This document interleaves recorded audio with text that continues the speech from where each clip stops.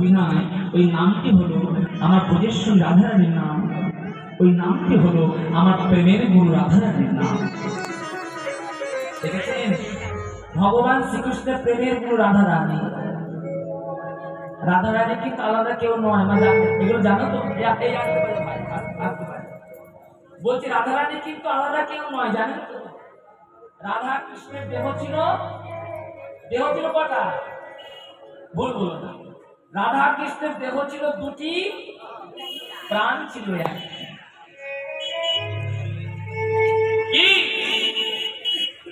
তোমাদের তো জীবনে আজকে ভাই বলতে, তোমাদের জীবনে তো সবার জীবনে এসেছে। যখন ব্রাহ্মণ ঘটের উপরে দুজনে হাত বেঁধে দিল তখন কি বললো মনে আছে? কার মনে আছে বল? হ্যাঁ ভুলে গিয়েছি। হ্যাঁ এর মানে জানো? ঠিকই বলেছে, এইগুলো মনে রাখতে হবে। শোনো, এই যে ব্রাহ্মণ মন্ত্রটা বলেছিল এই সময়, যখন তার হাত আমার হাত দুজনের বাঁধলো, হৃদয় মানে তোমার হৃদয়টা আমার, আমার হৃদয়টি তোমার, তাই তো? তোমার হৃদয়টি আমার, আমার হৃদয়টি তোমার। কিছু মনে করো না, আমার মনে করবে না, আমার কথা যেন তো মাইন্ডে নিও না, খারাপ মনে নিও না। এইবার হলো কি, আমার হৃদয় তোমার দিলাম, তোমার হৃদয়টা আমি নিলাম। এইবার দেখা গেল একটু অল্প দিনে স্বামী চলে গেল, 5 বছরের ছেলে, তাই তো হলো, স্বামী মারা গেছে। সেদিনের কথা কেউ মনে আছে? তোমার হৃদয়টা আমার, আমার হৃদয়টি তোমার। বলে বাবা গো, 5 বছরের ছেলে রেখে দিয়ে আবার একটা বাবা ধরে নেয়। তাই গো হরিল,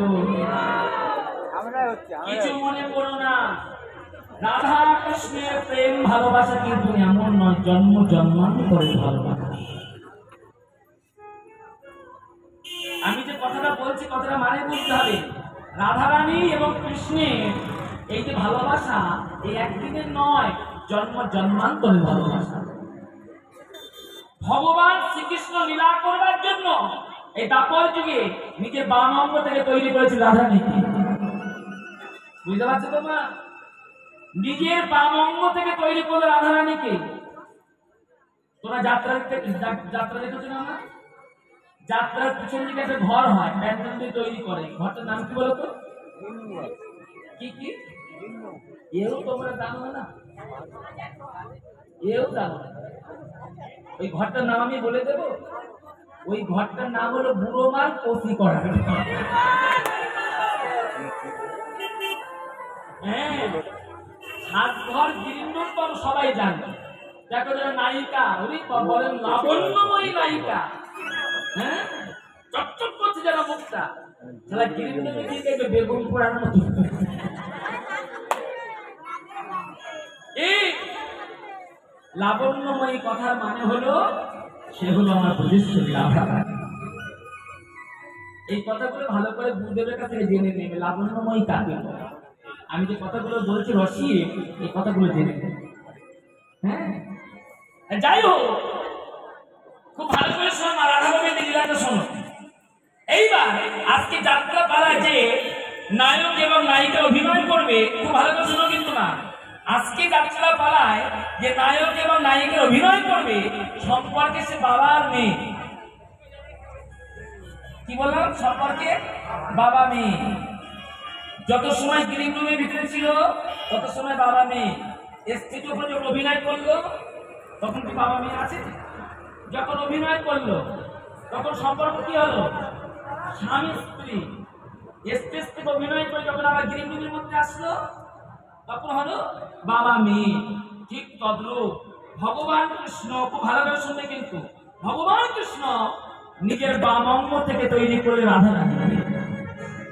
তারপর যুগে লীলা করলেন, জগৎকে বুঝিয়ে দিলেন। এইবার লীলা শেষ করে রাধা এবং কৃষ্ণের দুটো দেহ এক হয়ে নবদ্বীপে গৌর হয়ে গেল। কথাটা বুঝতে পেরেছো তো? আরে পেরেছো কিনা বলো? আরো ভালো করে বলতে পেরেছো তো? বেশ, এই উলু ধরে জড়ে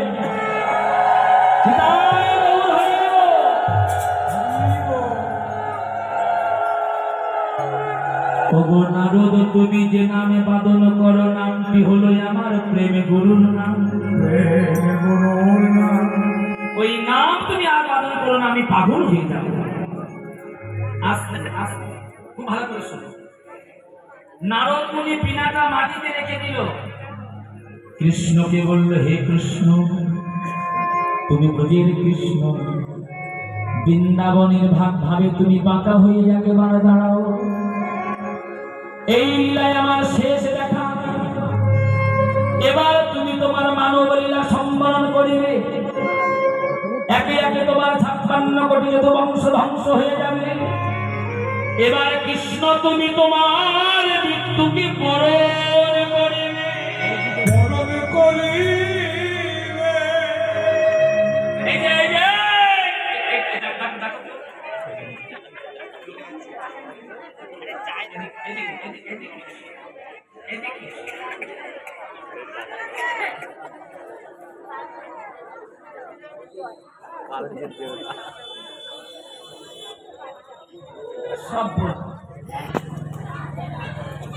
বক্সের ফাঁকাতে দৌড় মারতেছে, ঘন ঘন মিস কল আসতেছে।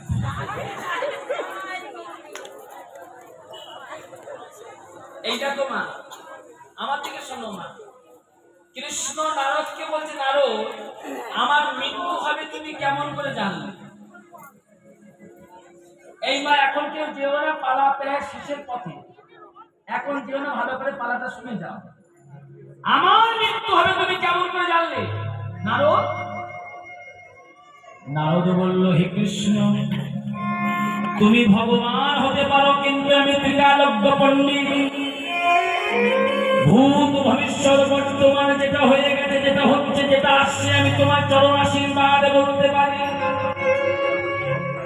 আস্তে আস্তে আস্তে, এই যে একটু আস্তে, অনেক কিছু বলে তো বুঝতে পেরেছি। এইবার তুমি বলো আমার মৃত্যু হবে তুমি কেমন করে জানবে? বলবো কৃষ্ণ, এই জায়গায় কোন মন্দির শুনো, সমস্ত অপরাধের ক্ষমা হয়, কিন্তু বলুন তো কোন অপরাধের ক্ষমা হয় না? এই মায়েরা শোনো না কেন?